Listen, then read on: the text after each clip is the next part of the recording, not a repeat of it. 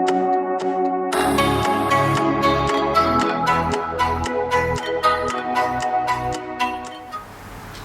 everyone, I'm Pastor Gary Hoban and welcome to Refinery Life Australia. Our goal is to release a new video and podcast every Monday, Wednesday and Friday.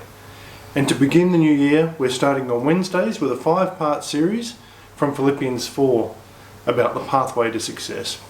And today is part 5 and we're talking about God's supply.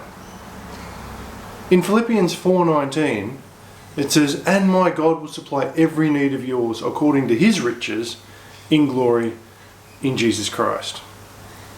If you want to read some more, you can have a look at Philippians 4:14 to 19. If we think about it, supplies are important in every endeavour. Before kids go back to school, it's that time of year again, so before kids go back to school, parents go out and buy school supplies so their children will have all the materials they need to do their work. Before we start church each week, we have to ensure that the supplies that are needed are purchased. Sometimes it's the simple things like coffee, sugar, toilet paper.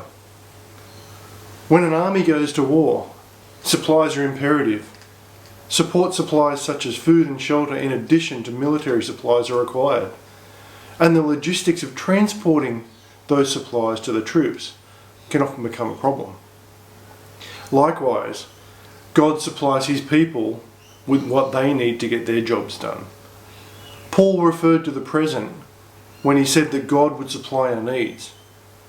He was not merely implying a future hope. The Philippian church had supplied Paul's need. So this turned his thoughts to God, who supplied their every need. Notice the significant things that Paul said about the way God supplies our needs. God's supply is personal. Paul said, "My God." God was personal and real to Paul. Is he personal and real to you? God directs his provisions to us personally. He also uses other people to supply our needs. The people of the Philippian church were instruments through who Paul's need was met. Think about it this way. Have you ever prayed for a family or a person in need? And as part of that prayer, you said to God, "Look, Lord, don't worry about the food for the family because I will supply it." Let me tell you, if you have, God met that need through you. Second thing is God's supply is positive. Paul was able to tell the Philippians that God would supply their needs. He knew that God and his promises were kept and that we would be positive that God does supply all our needs. What prompted Paul, do you think, to make such a positive statement?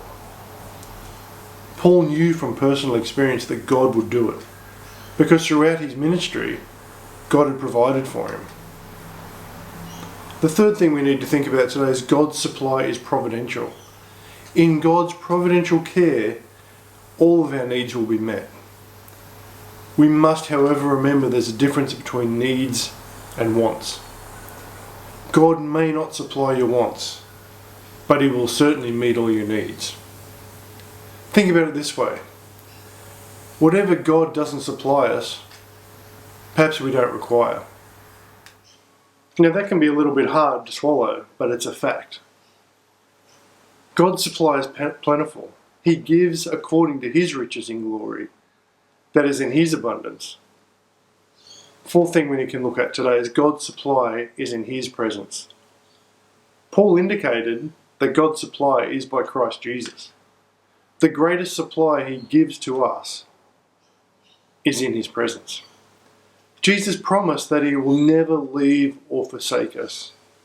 He will be with us until the end of the age. Christ's power will supply all our needs again and again. Now, how much greater is it when we continually dwell in the presence of the Lord and receive every necessary provision direct from his hand?